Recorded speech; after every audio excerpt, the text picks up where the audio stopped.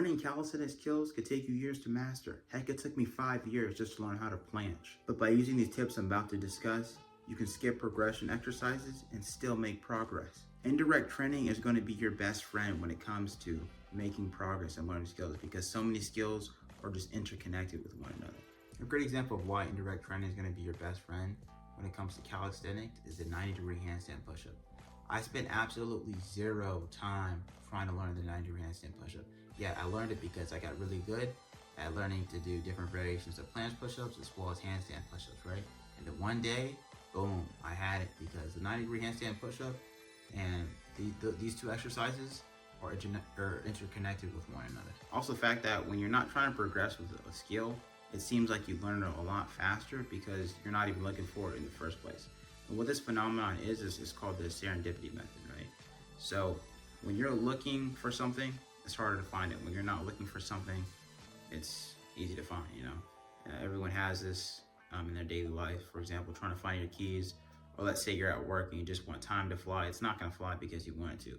But if you're busy and you're not worried about the time, it flies because you're not even thinking about it. The next tip is going to be not only doing indirect skills, but make sure that they're hard enough to do the easier variations. For example, the muscle up, okay? If you focus on the muscle up, sure, you'll learn how to do the muscle up, but you will not learn how to do the one-arm pull-up. If you focus on the one-arm pull-up, you'll learn how to do the muscle up, because the muscle up is an easier skill than the one-arm pull-up. Now, if you focus on learning the one-arm pull-up rather than the muscle up, sure, you'll be able to do muscle ups, but you're not going to be as proficient as the person who only specifically trained for muscle ups. They'll be a lot more explosive than the person who just trains for one-arm pull-ups, because it follows the set principle, right? Being as specific as possible with anything, you're going to see progress. If you're not being as specific as possible, you're not going to see as much progress. So while indirect training does help, it's not going to make you proficient compared to someone who specifically does that movement, if that makes sense.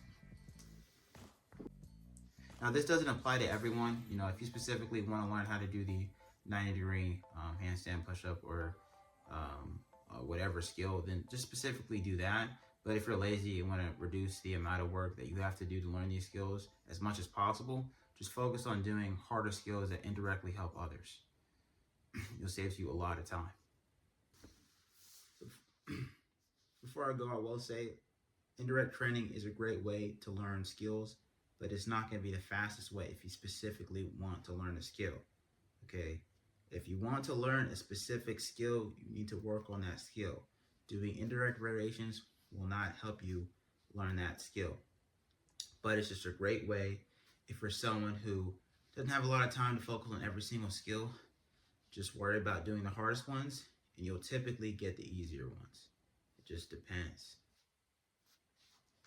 And whatever you do, don't rush your gains.